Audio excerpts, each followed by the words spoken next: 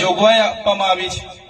તમે જોયું હશે આઝાદીના 78 વર્ષ પછી પણ એ અનુસૂચિ 5 આપણે ત્યાં લાગુ કરવામાં નથી આવી, માત્ર કાગળ પર છે, બંધારણ પર છે। અનેક વખતે હાઈકોર્ટ, નામદાર સુપ્રીમ કોર્ટે સરકારોને તાકીદ કરી છે કે અહીં તમે અનુસૂચિ 5 લાગુ કરો, છતાં આ સરકારોએ એ સુપ્રીમ કોર્ટ અને એ હાઈકોર્ટની પણ અવગણના કરી છે। ત્યારે આજે તમે જોયું હશે કે બંધારણમાં એ ચાહે અનુસૂચિ 5 ની વાત હોય, એ ચાહે 1996 ના પૈસા એક્ટની વાત હોય, 1983 ના 73AA ના કાનૂનની વાત હોય કે બીજી અનામત બાબતોની વાત હોય, આજે આપણા આદિવાસી સમાજમાં એકતા નથી। આપણે બધા પાર્ટીઓમાં વહેંચાયેલા છે, સંગઠનોમાં વહેંચાઈ ગયા છે, આજે આપણે ધર્મ સંપ્રદાયોમાં વહેંચાયેલા છે। આપણામાં એકતા ન હોવાના કારણે સરકાર આજે પણ એ અનુસૂચિ 5 લાગુ નથી કરી શકી। પૈસા એક્ટનો ચુસ્તવાર અમલ નથી થતો, 73AA ની જમીનો આજે છીનવાઈ જાય છે। કોઈ પણ પ્રોજેક્ટ આવે છે ત્યારે ગ્રામ સભાની પરવાનગી લેવામાં નથી આવતી, કોઈ વ્યક્તિની જમીન જાય છે એની પરવાનગી લેવામાં નથી આવતી, પબ્લિકની જાહેર હિયરિંગ કરવામાં નથી આવતું અને બારોબાર જમીનો સંપાદન થાય છે।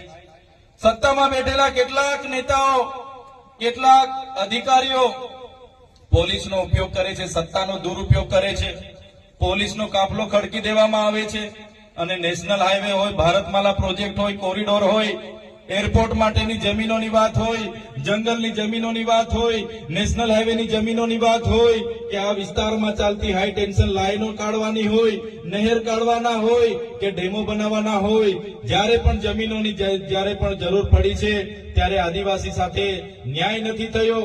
આદિવાસી સમાજ પરથી એ જમીન સત્તાનો દુરુપયોગ કરીને ખોચવી લેવામાં આવી છે। ત્યારે મારા સાથીઓને હું વિનંતી કરું છું, જ્યાં સુધી આપણે નહીં જાગીશું, એક નહીં થઈશું, એક મંચ પર નહીં આવીશું, આવનારા દિવસોમાં પણ આવા અનેક પ્રોજેક્ટોના આવતા આપણી જમીનો જે કંઈ બચી કૂચી છે પણ જતી રહેવાની છે। આજે ઉદ્યોગ જગતની નજર આપણી જળ, જંગલ અને જમીનો પર છે। તમે જોયું હશે આજે છત્તીસગઢ હોય, આસામ હોય, ઝારખંડ હોય, કોઈ પણ જગ્યાએ જે નક્સલવાદની પ્રવૃત્તિઓ થાય છે એમાં તમામ આદિવાસી આગેવાનો હોય છે।